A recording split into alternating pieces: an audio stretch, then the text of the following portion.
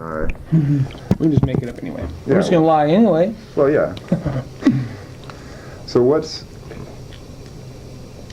Oh, let me do the techie stuff first, because it isn't my... Okay. I don't play, and it's a little not my thing, but they always... You don't play guitar? No.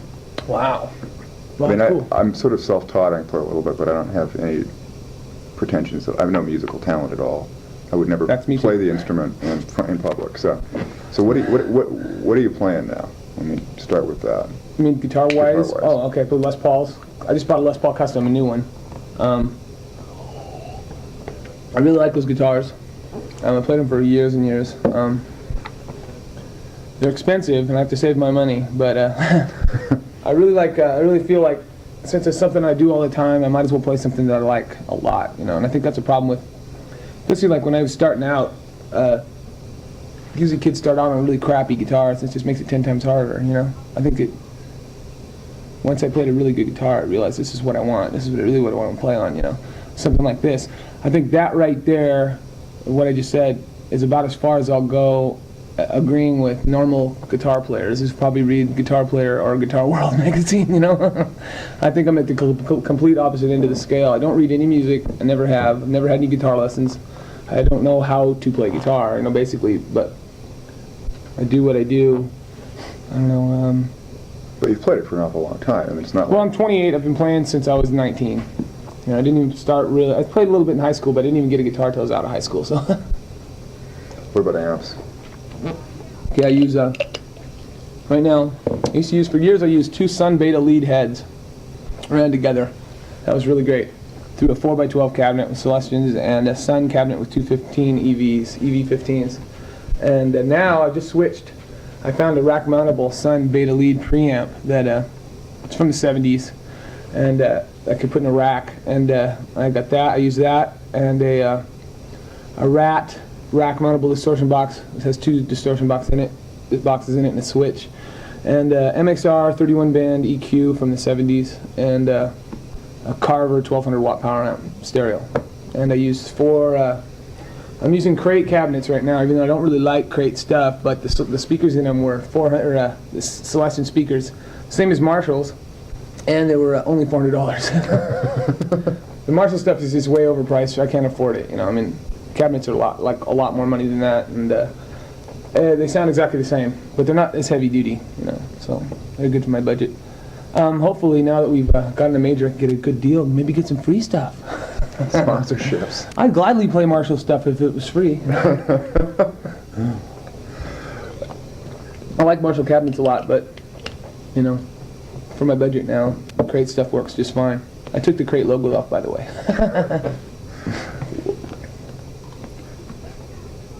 Do you? My impression of having watched you guys play is that in front of an audience who isn't real familiar with you, what you do is pretty confrontational. Is that intentional? Well, I think it's confrontational sound-wise. That's what you mean, right? Yeah, yeah. That you're really challenging what they expect to hear a rock and roll band play. Yeah, I agree. Definitely. We're definitely an acquired taste.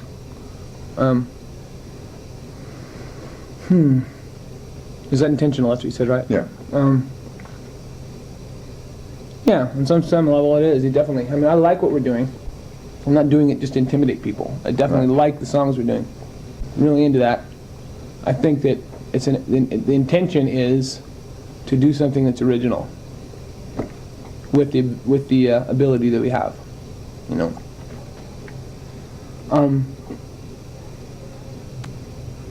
I don't think it's, to me, it's not hard to listen to. To me, it's very easy to listen to. I think the only people that's really confrontational to are people that are either closed-minded or have never been opened up to any kind of like punk rock type aggressive music, you know. And a lot of those people eventually come around once they get more used to it. Do you accept the premise that you and your sound in particular are, in a large part, responsible for what all the famous Seattle bands have done since? No, I don't think it's true. We were there when those bands started. Soundgarden started about the same time we did. So to say that they copied us is completely wrong, you know. We came from the same environment. I think if we came from Minneapolis, they would never say that, you know. I mean, it's just because we played in Seattle. We didn't even live in Seattle. You know, we lived like 150 miles south. I wasn't around those people very often, just at shows. I wasn't around them. We never jammed together. We never did anything like that. What we did was, I think that maybe, yeah, you know, I mean, to the extent that when... I don't really think we sound like Mudhoney or Soundgarden. I think we do Soundgarden to a certain degree, but they're definitely a lot more mainstream than we are. Definitely. How about trying it this way? You guys are responsible for suggesting to people that they play slower rather than faster. No, I don't agree with that either. No? Because when I started going to shows in Seattle, there was bands like Mr. Ep, who were really slow, and Limp Richards, who were really slow. And I just think that stuff has been there. You know, there's bands before us. When I first started going to shows in Seattle, it was a lot more noisy bands there, like Mr. Ep and Limp Richards and what else? This band called Extreme Hate, and a lot of people that I knew, they were really into Flipper, and that was just the thing. That was just the way it was. I liked that kind of stuff. I liked what those bands were doing. We wanted to be a little more heavy metal, which at the time was very odd. There wasn't really, heavy metal wasn't mixed in at all, really, in punk rock. About that time we changed drummers. We wanted to get a drummer that played like the guy in Iron Maiden, basically. We want to get a drummer that plays like Iron Maiden, having been a punk band. I think that'd be really different, you know. That's basically where we got Dale. That was a premise that we went on to find a new drummer. He's definitely, his style has changed now. It's different than that, but when we got him straight out of an Iron Maiden cover band, you know. Literally. I mean, he was, you know, he was really good. He was 15 at the time, and never been into punk rock at all. But that's not what we were interested in. You know, I mean, he definitely had the chops, and that right there, you know, that heavy metal thing. I think that we were the first band in Seattle to do that, I'd say, basically. But we were influenced at the same time by bands like St. Vitus from L.A., who, you know, their first record came out, and then Black Flag's really slow stuff came out. You know, it's like St. Vitus influenced those guys to do slow stuff, and we were influenced by Black Flag and Flipper, and especially the My War stuff. And that stuff was real popular. You know, at that time, people really liked that stuff a lot. The Black Flag would play in Seattle when My War came out, and the places would be packed. You know, hundreds of people would show up. So those kids liked, you know, they'd play that stuff and they loved it. You know, I mean, I don't know. It's really weird. People will say that stuff to us. The inventors of the Seattle sound. You know, that assumes that it was invented, and it also assumes that there is such a thing. Right. I think that. Which, yeah. I don't. Yeah. You know. I mean, what bands are they talking about? Mudhoney and Soundgarden. Who else? Nirvana. Pearl Jam? No way. You know. Yeah. I mean, yeah. You know. I mean, Nirvana more so than the other ones. You know, I guess they're the most popular one. You know, maybe I just don't think about Nirvana the way other people do, because we grew up with those guys. You know, they just don't seem. I don't look at them the same way a lot of people do. You know, like the big rock stars or whatever. You know, I don't know. It's weird. Yeah.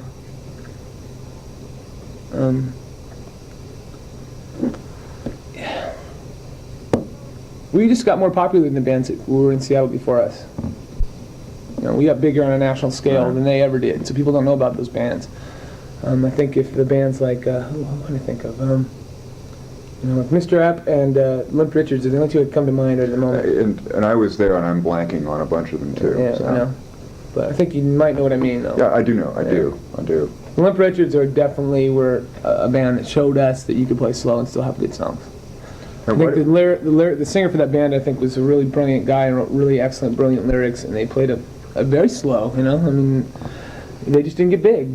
That's the only thing. Why did you guys move to San Francisco? Was it just you didn't like Seattle, or were there just personal reasons and that's where you all ended up? Well, we've done everything we could do in Seattle, basically, I'd say, on our level, the level we were on. Played just about all the clubs, played the big, you know, as big a punk rock shows we played as there could be in Seattle. You know, we had been on bills that were as big as anything else, you know. I really didn't think we had much to do, much more to accomplish there. I spent a lot of time there, and I figured if I'm going to pull up stakes and move, I'm going to move, you know. I want to move somewhere that's new. I want to move to a big city for now. San Francisco, we've been all around the country, and San Francisco is the city that we like the best, I'd say, as far as somewhere that we were going to move to live. And I certainly didn't move down there to be part of a music scene or anything like that. I just wanted a new territory. I like it there. It's okay, you know. certainly not going to defend anything there. I'm not going to say the music scene's the best or anything like that. I think there is definitely a bigger music scene there. That's for sure. There's definitely a lot more places to play than Seattle, but that's simply because it's a lot bigger place. Yeah. And Seattle now has a lot more places to play than it did 2 or 3 years ago when. Yeah.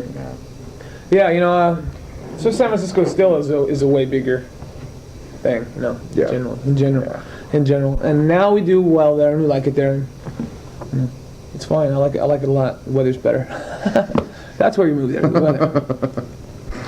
Right after we left, the whole thing in Seattle blew up. The whole thing, just went crazy up there. And we would go back and play really good shows, and we're just like, God, man, it's so insane. And we would headline our own shows. It wouldn't be that great there when we lived up there, And then we come back. What the hell's going on? We couldn't believe it. It's just we got popular overnight. Moving was the best thing we could have done as far as our popularity in Seattle went. Definitely.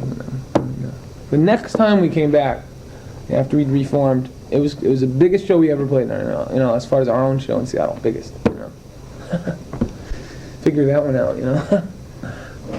I don't know why that is. It's pretty strange, but I still wouldn't want to live there. I don't think I'd ever move back. There's other places I'd rather live. Definitely. It's too much like LA now. I like visiting there. I'd rather live in LA. In Seattle. It's crazier. I like to live, I came from a town of 2,000 people. San Francisco is insane for me. Yeah. I've been there 5 years. It's just a whole new thing for me. It's not, I don't think I'm going to live there my whole life, but it's definitely an experience I want to experience right now, Which is your hometown? Montesano. Okay. Very near Aberdeen. Yeah. How did you find punk rock in Montesano? Where were you? It was very hard. Very difficult. I got in the Sex Pistols, through basically like Cream magazine, stuff like that in the 70s, 78, 79. 78, I was into the Pistols and the Clash. Bands like that. There's a couple of guys that were in high school that were older than me quite a bit that were into like the Clash. That was about as far as I went. They went and saw the Clash in Seattle once on like a laugh, And the guy, this one friend of mine, he's still friends of mine. He's a few years older than me. He said it was just the most insane thing he'd ever seen. Saw him at the Paramount. He said it was just insane. Couldn't believe it. And so I kind of got interested, partly through that, partly through this. And they just looked like they might be interesting. And I was really into at that time, what was considered heavy music. I liked all the real heavy, hard stuff at the time, like Nugent, Aerosmith. Kiss, bands like that, Black Sabbath, AC/DC. all the 14-year-old punk rock or heavy metal kid stuff, Right. AC/DC, the basic stuff like that. At the same time, I was into like David Bowie real heavily, which was very odd. I didn't know anybody else that was into it. And it was just weird. This exchange student from Europe came to our school, and he couldn't believe that I was the first kid he'd ever listened to that had like the Heroes and the Lodger record and stuff like that.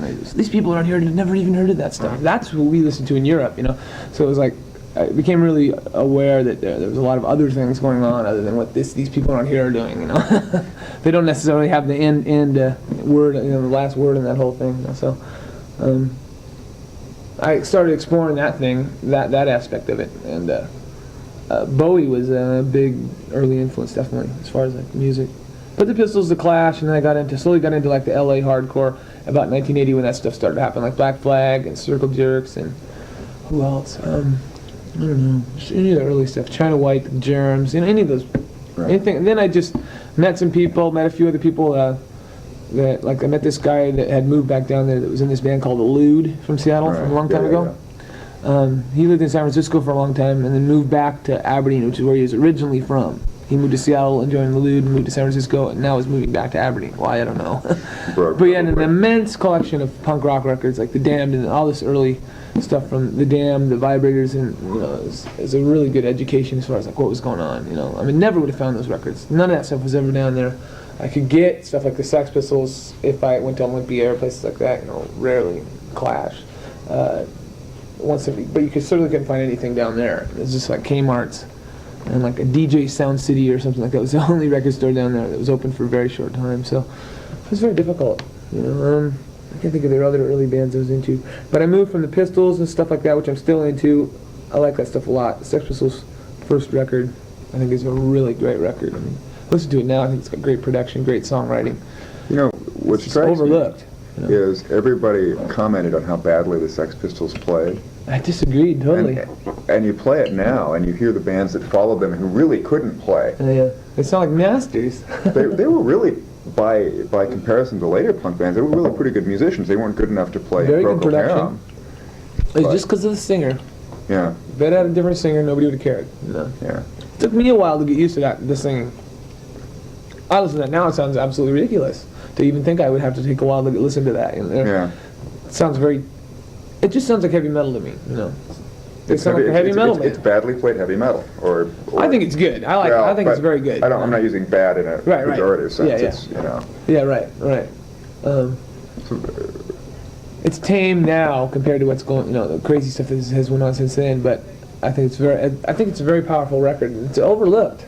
I really think that record is a real great record, song-wise, production-wise, everything. You know, a lot of thought went into it. It went gold about 3 months ago, finally. That's just insane. It's just insane, you know? I mean, without naming any names, considering the bands that go gold nowadays. Yeah. Well, what are you guys doing on a major? Okay, let's see. And again, I don't mean that pejoratively, but it does What are we doing on a major? Right. It's odd, isn't it? Yeah. It's very odd. I'll be the first to admit that, definitely. We struck while the iron was hot. Let me put it that way. I'd say in a year from now, I don't know if it would have happened. I don't know. You know, if we'd have waited around a year to do something, maybe we wouldn't have got signed. I mean, definitely, maybe. I don't know. Was that a goal, or was that just something which evolved? I never thought about it. Being on a major was something I never entertained the thought. You know, I thought that would be cool. I would do it because I know the kind of band we are. And I know that we're not going to change the basic ideals that we are. And if they are willing to do it, that's just fine. It'll be on my terms, you know. We really didn't have to accommodate anything. They said that we like you the way you are, you know. And a lot of the things they said about our record sales and what they would consider a success, I agreed with, you know. They're not looking to have us, you know, although it would be nice, and I would be happy to sell 1 million records. It's not their goal with us, you know. Definitely not. I mean, they like us because they want us because they like our band. That's it. They don't. Granted, they're in there to make money, but who isn't? You know what I mean? But they're also not going to saddle you with a ridiculous production budget that you can never. We can spend as much as we want on a record, which means we are going to spend a ridiculously low amount of money, because that's just the way we work. I mean, it'll be a ridiculously low amount of money in the majors. Right. But as far as what we've dealt with in the past, it'll be 10 times more money than we've ever spent on a record. Right. So, and we're going to do it ourselves, just like we've always done it. What were you going to say? Where are you in the production phase of this thing? Are you? We haven't started recording yet. We're going to start in November. We're still like finishing up writing stuff, you know. Okay. Right now, I'm shooting for it to be done by the 1st of January. Recorded. All right. You know. And you know, then there's always stuff that you don't really think about in records. And this is our 5th record is just now coming out. Lysol is our 5th record album. Right. You know, so it's like a. Plus those 3 solo EPs. And that, and a bunch of singles, and a bunch of other stuff too. You know, I mean, it's just it's very. We've got a lot of stuff, a whole lot of stuff out. I think they have the faith without making us. You know, there's another band from San Francisco, Bomb, that had to sign on the deal. The deal was that if they had to use a certain producer, or they wouldn't get signed. You know. This is exactly opposite. You know, this kind of deal is exactly the opposite of that. You know. And you guys are going to produce this yourselves? Yeah, we're going to do it ourselves. In San Francisco? Yeah, San Francisco. We're going to do it real weird this time. We're going to spend $10,000, maybe $15,000 at the most on a record. You know. We did all our other records. Like Bullhead was spent less than $1,500 recording that record. Eggnog was less than $600. That includes the tape and everything, you know.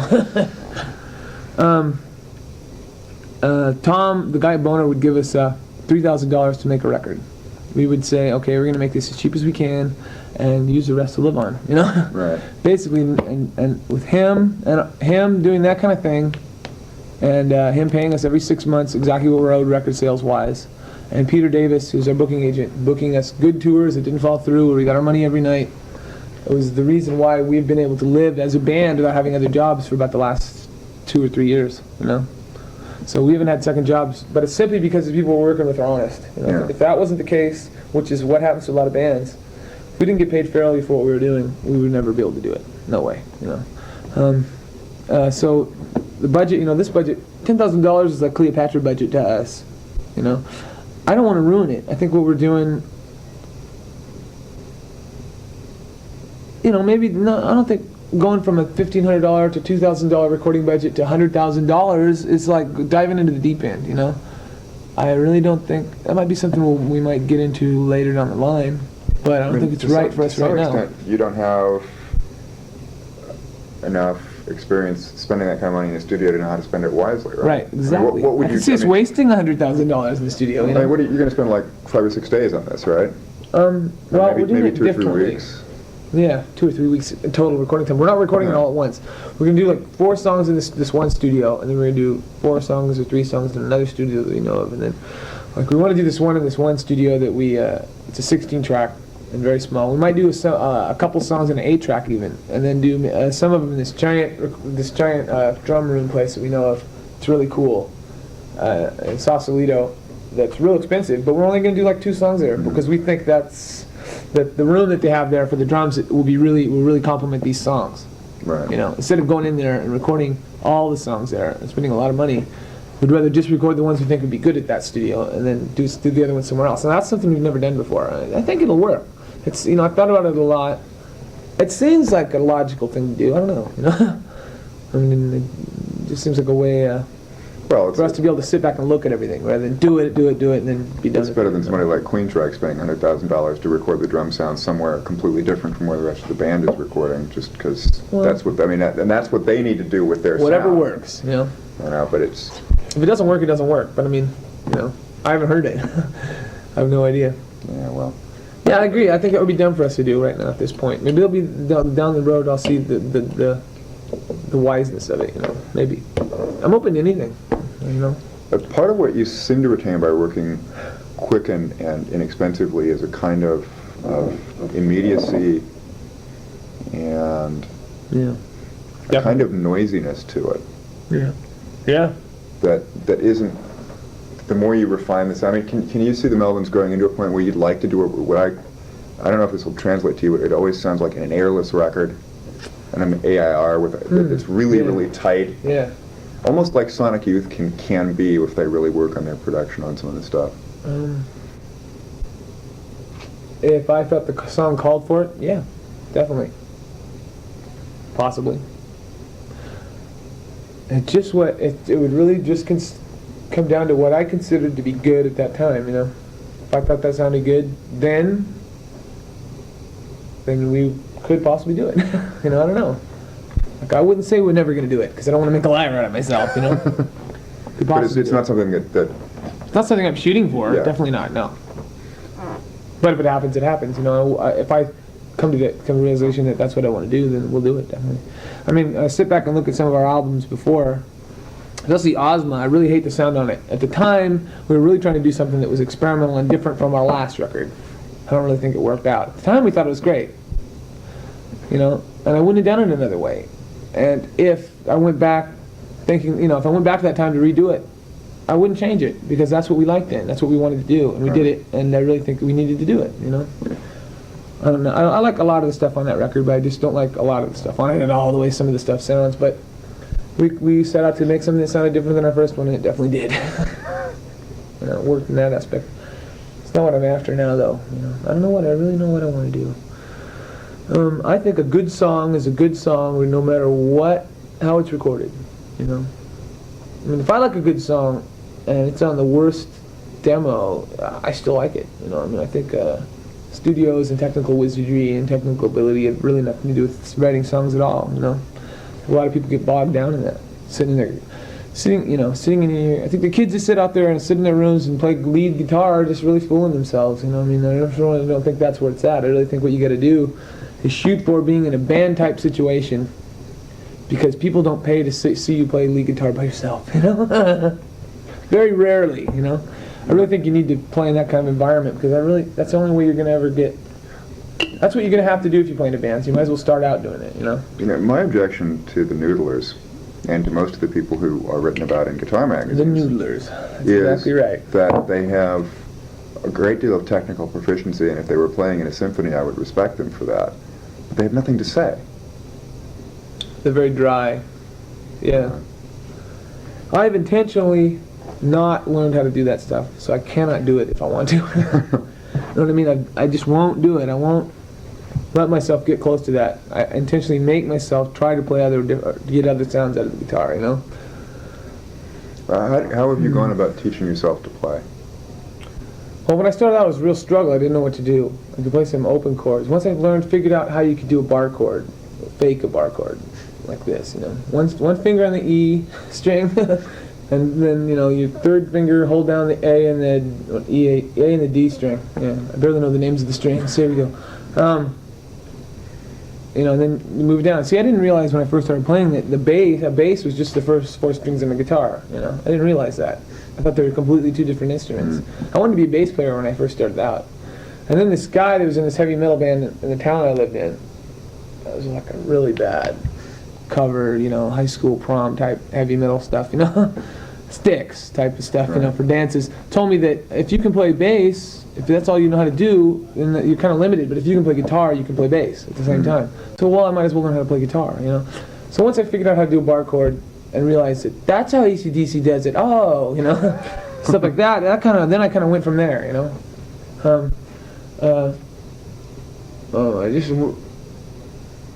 I realize that I'm very limited at what I'm doing, so I try to work with what I have, you know, try to get the best out of it. Do you mess with tunings at all? Yeah, oh yeah. We do tune down to D on the E string. I only know that because somebody told me that's what it is. Tune down to D, you know, and then you just play it, you know, the E and the A. Just put one finger across it. It sounds like a chord. Right. And I do other tunings. I'm not sure what they are, but what I do is with the A string, the E string. There's one that I do, where I tune it way down. I'm not sure what it is, but it just comes to a certain position that sounds right. Sounds like a chord. I don't know what it is. It's really very low. The E string's very low. And I don't know what the tuning is on it. I have no idea. Those guys coming in? Are they coming in? They just closed the door in their face. I think they're going to go talk to somebody else. Oh, did Lori stick around? I don't know where she is. Oh, she never came out of the bathroom? She never came out? I don't know. Oh, she must have went back then. Anyway. We're all lost in this maze. Yeah, no, you can't find your way out of this place. Oh, did I answer that question about why we're on a major? Yeah, well, no, you didn't actually. What did I can't remember what I said about it, or where I was. Oh, anyway, about the tuning.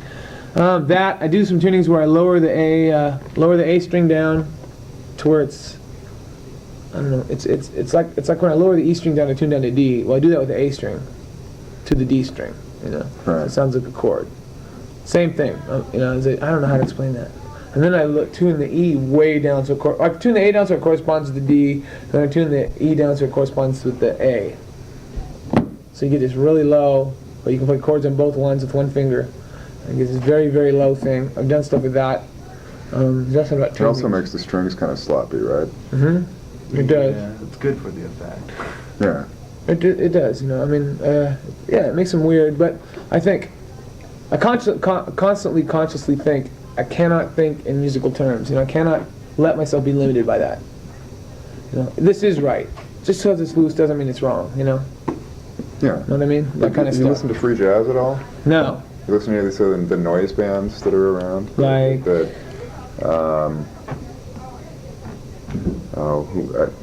Another writer I work with, he's really into them, like the Utterance Tongue and Never heard of them. They're sort of between free jazz and where you guys are.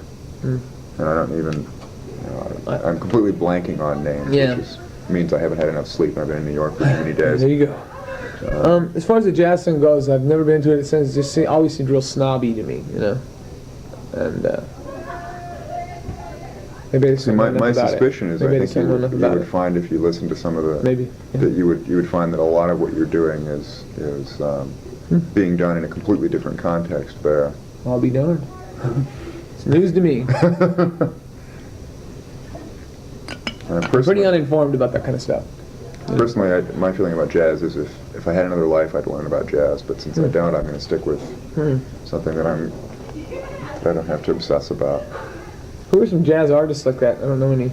The only people I know, I don't even know if they're jazz. What do you mean?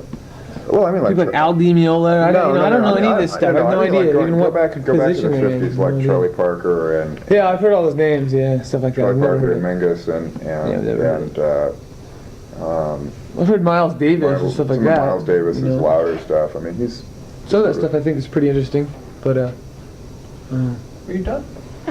I could be. You have to be. You don't have to be. Well, I could be. If you need them, take them, because I'm going to probably have to do a second interview on the phone when there's music anyway. To listen to, that's fine. Depending on, I mean, I've got enough to do the short. I don't know if you were in the room. I'm in between with G World. We're either doing a short piece or a long piece. Right. I have enough to do the short piece. If we need to do the long piece, then I need to do a second interview. We hope you need to do a long piece. do you have something else you want me to do? Or? Oh, you know, I just wanted to. Those guys from the Columbia Spectator actually wanted to like hook up and talk with you for a little bit. Is this those two guys out there? Yeah, well, they were out there. They're now in my office. I'll bring them back through. Did Gloria take off? I don't know. She You know, split. it's like She's gone. She got out of here. She slipped through your fingers. She's a slippery one. You know, it was pretty funny actually. She was like. She's James Bond. Not even James Bond. I think she's the Invisible Woman. Well, sure. Why don't we just do that? I mean, like I said, the major little thing. Okay. I think it's like, if at this point that majors are interested in us, it almost makes me think that if they're interested in a band like us, the world is almost the right place. You know what I mean? I do know. Yeah. I mean, I think that they're just something's in the air right now where they're willing to take a chance on something like us. I don't think it's really happened before. You know. Poneman goes off on this rhapsody that he thinks the success of Nirvana is almost more of a political statement and a political transformation in society than it is a musical phenomenon. I think that's true. I mean, my hope is that a lot of kids who get into that will have their lives ruined / changed by... I don't know. We played shows with Nirvana a year ago, and their audience hated us. Of course they did. So, I don't know. I don't know if the people that they're getting the audience through to... hated you, but 10% of the audience thought, that's kind of interesting. I guess so, yeah. That's probably true. I don't know. And it's that 10% that are the ones that you're... Yeah. Yeah, that's probably true, yeah. That's my theory, and I'm sticking to it until I get a better one. That's probably it. That's probably it. It's not even your theory. You probably hit it, Huh? It's his theory. Part of it's his theory. Oh, okay. Part of it's my theory. My theory is if we play enough alternative / punk / I think if people are told it's good, then kids are going to like it, you know? Yeah, general people have amount. to be told, so. Well, they have to be told, but there's also the element of nonconformity that reinforces that. I don't necessarily know that it changes people. You know, when you... I don't know that it changes. I don't know that it changes MTV took everybody. somebody's like a video of ours and just pumped it all the time. Don't you think that would change people? That I don't know would if it changes people. Really? Yeah. I don't think it changes all of them, but I think it grabs a subset of them. I don't know. And you're going to get definitely all of them, but I think you're going to get 5 to 10%. Yeah. Probably. I mean, there's definitely 5 to 10%. It's exposure. Yeah. Somebody's gonna like it if they can see it, you know. I mean, maybe it does. You know, if you're lucky, it opens people's minds to all sorts of stuff. If you're lucky, if people have that, and maybe what you're talking about is the fact that they have that kind of within them anyway, and it just kind of touches on someone that's an individual as it is anyway, and then they kind of hear this stuff. It's like, wow, there's this whole other world other than what's in my high school. Yeah, that. I mean, yeah, I did it for... Well, I mean, like fronting Sex Pistols records in Montesano, right. you know. Exactly. But I think I'm a minority down there, you know. Well, of course you are, but we're all minorities. Yeah. In some way or other. But I think things are different a little bit now than they were then, as far as like what people are. Yeah, but you'd still be a minority in Montesano. Oh yeah, definitely. So. But yeah. Good. I'm gonna grab it.